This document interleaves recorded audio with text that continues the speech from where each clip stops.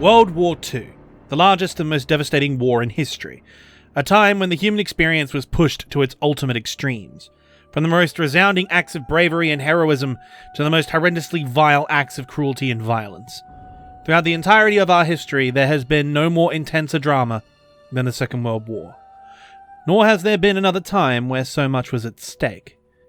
It is no exaggeration to say that the very essence of human civilization, the shape of our future for centuries, the fate of entire cultures and subsequent generations, billions upon billions of people hinged on the outcome of that great struggle. And yet, that ultimate fate, the outcome itself, was often determined not by cosmic forces, not by the politicians and geopolitics, but by the actions of individual men and women at the very front of the maelstrom. Ordinary people faced with extraordinary circumstances, who rose to the occasion and triumphed against the odds by their own force of will, or because they had no other choice. And if you want to learn more about World War II, one of the best places to do so is on CuriosityStream. CuriosityStream is actually my favourite streaming service, with award-winning films and documentaries on just about anything. Just name a subject: science, technology, health, food, sports, the military, and of course, history. Lots of history. In fact, I edited the majority of this video and all the other videos I work on while watching their documentaries on my second screen. They have an almost endless selection of exclusive content that you can't watch anywhere else, and when it comes to World War II, they have an unmatched selection of content. Apocalypse World War II is a comprehensive series in colour, documenting the war in minute detail, with the soundtrack done by Kenji Kawai, the legendary composer behind Ghost in the Shell. I also wholeheartedly recommend Invasion, the Outbreak of World War II, which takes an in-depth look at the German invasion of Poland, starting the war in Europe. And they add new content like this every single week. It really is the best deal in streaming. But for you dear viewers, it gets even better. If you go to curiositystream.com/animarchy, you can get unlimited access to the world's top documentaries and non-fiction series. And if you use promo code animarchy, you can save 25% off. Seriously guys, I'm an actual customer. Pick this offer up, it's worth every cent. Just click the link below or go to curiositystream.com/animarchy to save 25%. And thank you to CuriosityStream for sponsoring this video. But now we return to the video and the main question: what happened to World War II shooters? And what is the most historically accurate World War II shooter experience?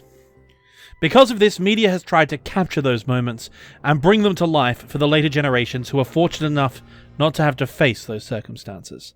So we can at least attempt to understand what those men and women went through while reveling in the drama, the tension, and explosive action that only a war story can provide from the safety of our own peaceful world. Cinema has long been the most prolific and prominent method, of course, with films like The Longest Day, A Bridge Too Far, Saving Private Ryan, and of course Band of Brothers. While endless books have been written and memoirs published that I have spent a lifetime reading. But with the rise of video games, a new frontier opened to explore this period in history like never before. For the first time, an interactive historical experience was available to the wider public in an accessible form of entertainment. And of course, World War II was going to be one of the most represented historical periods. Flight simulators and strategy dominated the early examples, but eventually, the shooter genre would make its appearance. Wolfenstein was the most famous. But as we know, it wasn't exactly a historical game, although you gotta admit, fighting Mecha Hitler was really cool. It wasn't until Medal of Honor that we really got a historically accurate first-person shooter experience representing World War II, with authentic weapons and equipment as well as accurate locations taking place in context with real historical events. But of course, there is one series that would eventually come to dominate the shooter market, World War II or otherwise. Get back!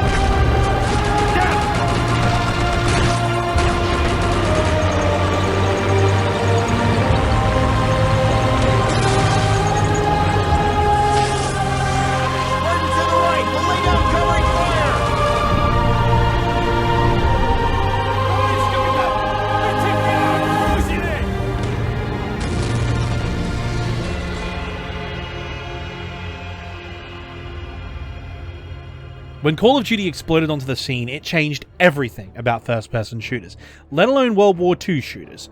It showed the truly multinational nature of the conflict, with every member of the European allies being represented, fighting from Normandy to North Africa to Stalingrad. It was fantastic, and the series continued this trend throughout its second and third entries, and in my opinion, which may surprise you, Call of Duty 3 was the best of these. It focused down onto a single campaign, covering all the angles of a specific point in World War II, with representation for all involved. The Battle of Normandy was more than just D-Day after all. It was a multinational campaign lasting for months, culminating in the Battle of the Falaise Pocket, with British, Canadian, Polish and American troops among other allies destroying what remained of the Wehrmacht forces in France. Although I should say that it's in a tie for first place with Call of Duty 2's PS2 spin-off, Big Red 1. That was a formative part of my early love of World War II history, following a single unit of soldiers through the historically accurate campaigns of the United States 1st Infantry Division. And the best part was, the characters were voiced by none other than the actors from Band of Brothers. With all of this happening, it seemed that World War II shooters would be continuously improved while staying largely true to life. Though there were some missions, of course, that were a little bombastic, they nevertheless didn't compromise the overall historicity of the game. And they did somewhat represent real events if they were exaggerated. Breaking into Tirpitz didn't happen, for example, but it was just as crazy as what did, namely a bunch of Aussies and Scotsmen parking mini-subs with explosives underneath it and setting them off. But you can't exactly put that in a shooter, can you? Submarine warfare isn't exactly high-octane action. And while commando raids on bases did happen, they weren't launched on U-boat pens with Allied spies sneaking in prior, for the simple reason that security on those things was so tight no one got in without cast iron clearance foregoing any chance of infiltration. That, and they were literal concrete fortresses, guarded by an entire regiment of Wehrmacht troops along with a strong Luftwaffe anti-aircraft garrison. However, one group of Allied commandos did hit a U-boat pen, albeit indirectly, though they were actually aiming to destroy the port facility itself. They logically went about this mission by filling a destroyer full of high explosive and then ramming it into the gates of a dry dock. Yes, they rode in on a bomb.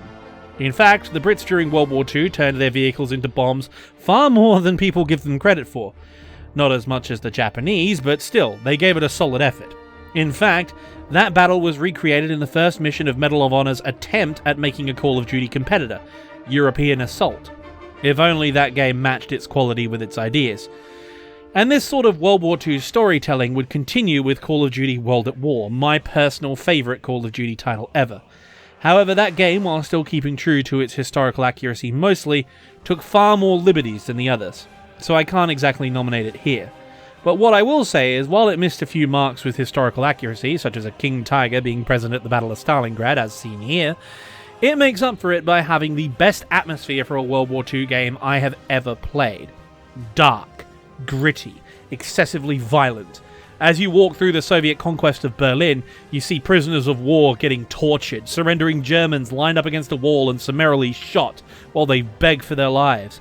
You can engage German troops which have smaller models than the others, simulating the Mustache Man's Youth Brigade, with all of this culminating in the player executing wounded enemies in the street as your comrades burn the survivors alive with Molotov cocktails. And as for the Japanese campaign, well, if you know your history, the brutality shown there is actually not as bad. The real-life equivalent is somehow worse. And they didn't pull punches there either. And throughout all of these games across both major franchises, in between the missions and during the different cinematics, they had historical footage from World War II, narrated over by a character in-game or a old, gravelly narrator telling you the situation, explaining the situation, and showing the reality of the story that you were playing. All of it accurate to what happened in reality. It was truly incredible. But after achieving these great heights, both Medal of Honor and Call of Duty would abandon World War II and cash in on the growing desire for a more modern game. The dated and clunky weapons of yesteryear would be replaced by gritty, realistic modern drama, with high-tech gadgets and high-speed operator protagonists, with awesome call signs and tactical guns. The original Modern Warfare franchise is rightfully considered iconic and a classic, while the original Black Ops is actually my second favourite Call of Duty for the historical setting combined with the over-the-top, straight-out-of-the-80s action movie setting.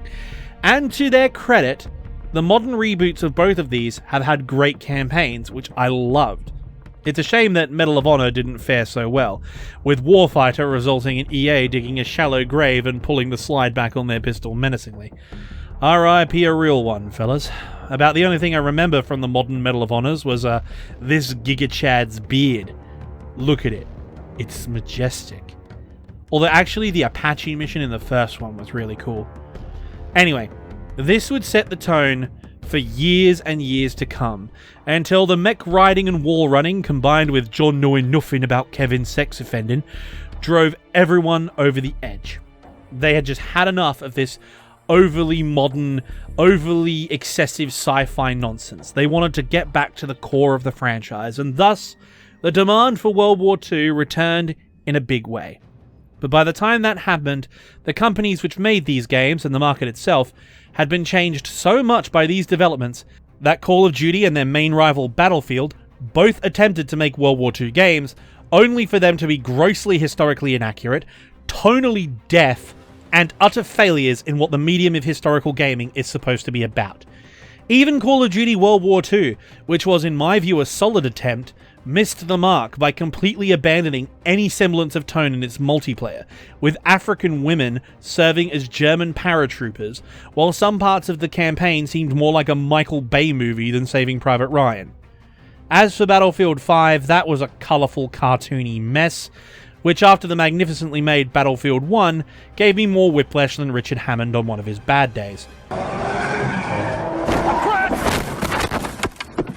Just... what happened with that? You make 1942. You masterfully capture the atmosphere of World War I. All you needed to do was take the gritty, atmospheric death and destruction of Battlefield 1 and just update the guns and the equipment and the style to World War II. It's all you had to do. And then you bring out this. It's... oh, God. And I'm not even beginning to go into the abomination that was this... thing. The game whose name I refuse to say for fear of choking. Though I may cover its other missions if you ask me nicely in the comments, because suffering pain for content is apparently what we're all for on this website. I would use the standard tagline of woke of duty, but I think I've made my thoughts clear on that piece of garbage. The dream of a modern mainstream shooter portraying World War II authentically while delivering a strong single-player experience was dead. The only saving grace is that the tactical shooter genre stepped up to save the multiplayer, with Red Orchestra, Postscriptum, and Hell Let Loose being magnificent games for both gameplay and atmosphere. Though I should say that these games still have some historical inaccuracies. Why do I have an STG-44 on a Stalingrad map, Hell Let Loose? You're an Aussie dev team, I hold you to the highest standard. So here we are. A good chunk into the video, and I have discounted every single one of the entries. Even the great multiplayer shooters I just listed and love playing. If it's not among these titles, what could it be? Some indie game 10 people played so I can use my pretentious nerd card? Actually, well, I'd love to do that. I'd love to say something like Enemy Front, you know, showing the resistance aspect and throwing a curveball. But the truth is, that one is rife with errors and is just a badly made game. Sniper Elite? Definitely not. I love Sniper Elite. I really do. Though I do give it bonus points for having Elon Musk's grandfather running the Nazis' most powerful corporation, SubX, which coincidentally is a tag on everyone's favourite family-friendly streaming site. No. There is another franchise out there which time has forgotten. It has been, at time of writing, almost 15 years since the last installment. Yet to this day, it remains the most historically accurate and authentic World War II shooter ever released, and with rumours of a sequel finally on the way, it may just end up saving historical gamers from the purgatory we inhabit. That series is Brothers in Arms. Shut that gun down! Covering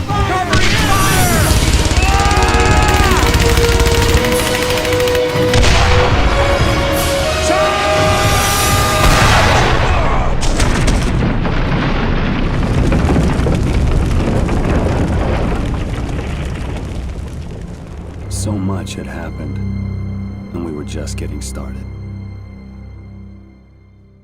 With the first game being released in 2005 for the PS2, Xbox, and PC, Brothers in Arms was the first real attempt to have a hardcore tactical shooter set in World War II made by a AAA studio, Gearbox Software, who up to that point had been a support team working on other major titles like Half-Life and the original Halo. They wanted to create a franchise of their own, something that no one had really done. They had all seen the flashy, action-packed shooters at the time, and noticed that no one was catering to the people who craved a more authentic experience. No health packs, no regeneration mechanics, no Rambo lone wolf murder machines wielding space-age guns. No, this was going to be squad-level infantry combat, defined these days by the Department of Defense as closing with and destroying the enemies of the United States by means of fire and maneuver. This is achieved by following the 4 Fs. Find the enemy, either through reconnaissance or direct contact. Fix the enemy in place with suppressive fire. Flank or otherwise outmaneuver the enemy with an assault element, thereby achieving a superior position, resulting in finish, that being the enemy's surrender or destruction. And it was this realistic execution of infantry combat that Gearbox wanted to recreate in an accessible but faithful manner. With that at its core, all that remained was to choose a setting, and given the blockbuster success of Band of Brothers a few years prior, with its obsessive attention to historical accuracy, the paratroopers of the 101st Airborne during Operation Overlord and Market Garden were chosen as the most likely to strike a chord with modern audiences. And so, Brothers in Arms was born. The production of the game had a lot of differences with that of their competitors. Unlike Call of Duty or Medal of Honor, these weren't fictional events transposed onto a historical setting, or at least not entirely. Rather, this game would be a recreation of the real battles of their chosen unit, 3rd Battalion, 502nd Parachute Infantry Regiment, 101st Airborne Division, a unit that fought closely alongside the famous 506th throughout D-Day. And so, a number of familiar locations were faithfully recreated for the first 2 games, including Hill 30, Carentan, and Sainte-Mère-Église. And while Easy Company themselves don't make an appearance, several real-life characters do, including the commander of the 506, Robert Sink, with Captain Dale Dye reprising the role in the 3rd game of the series, Hell's Highway, set during Market Garden. And it's this, above all else, that elevates Brothers in Arms for me above any of the other World War II shooters ever made, especially the first game in the series, Road to Hill 30. Every firefight you have in this game, every single location you fight at, is based on a real engagement that took place, taken from action reports submitted by the men who fought it. While protagonist Matt Baker and the squad are all fictional, the people who inspired them are very, very real. In fact, it was while reading the excellent book If Chaos Reigns by Flint Whitlock in preparation for a video about the Airborne on D-Day, it was that book that inspired me to make this video, because as I was reading through it, I had several moments when I went, hang on, that's a mission in Brothers in Arms, I've played that. The 2 standout missions being Objective XYZ and Cole's Charge. In the first example, the player commands Baker's second-in-command, Red Hartsock, as a 2-man fire team, clearing out a number of buildings full of Germans. The map is an exact one-to-one replica of a cluster of buildings and farmyards acting as a barracks for a German infantry company, designated Objective LXYZ, as it's a hamlet rather than a town. And in the mission, you recreate the actions of Sergeant Harrison Summers, Private William Burt, and Private John Kamen, who, working together, cleared every single building with such speed and aggression that they caught the company headquarters at breakfast. Running and gunning all the way, they eventually reached the main barracks building and engaged the remaining 2 platoons of Germans head-to-head until the rest of their unit caught up, who then began sending bazooka rounds into the building to flush out the defenders, which it did, leading the paratroopers to a swift but bloody victory as they gunned them down. This role is filled by the characters Alan and Garnet, who support the player with a bazooka at the end of the mission, resulting in an intense but satisfying firefight. The other mission, Cole's Charge, is based on a real action and features the real-life commander of 3rd Battalion 502nd, Lieutenant Colonel Robert Cole. After running the gauntlet of Purple Heart Lane, a causeway heading towards Carentan flooded on either side and heavily contested by German defenders, Lieutenant Colonel Cole and his men were forced to crawl across an obstructed river bridge under heavy artillery fire and the only surviving Luftwaffe aircraft in the area. Once across, they were stuck between the river and a farmstead on a hill, heavily defended by a German machine gun position with supporting infantry. Faced with the choice of falling back and getting massacred, or advancing into hell, Lieutenant Colonel Cole called down a smoke barrage from the artillery that had just come ashore at Utah Beach and ordered his men to fix bayonets. And as the first smoke shell landed, the 400 men of 3rd Battalion 502nd charged the position, taking heavy casualties, but ultimately taking the farmstead, killing or routing the defending Germans in the process. Winning Colonel Cole the Medal of Honor. In Brothers in Arms, you relive the gauntlet of Purple Heart Lane, the charge itself, and the defense against the subsequent counterattack by 6th Fallschirmjäger. Accurate to the detail.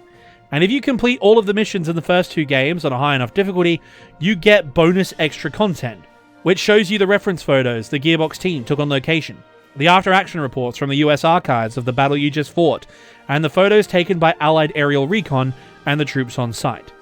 Every single mission, guys, every building, even the destroyed vehicles, they're all here. That's what I love about this game and its sequels. Every single detail, right down to the yard. In fact, there was only one error I noticed throughout the whole first game, and even then it's not really an error.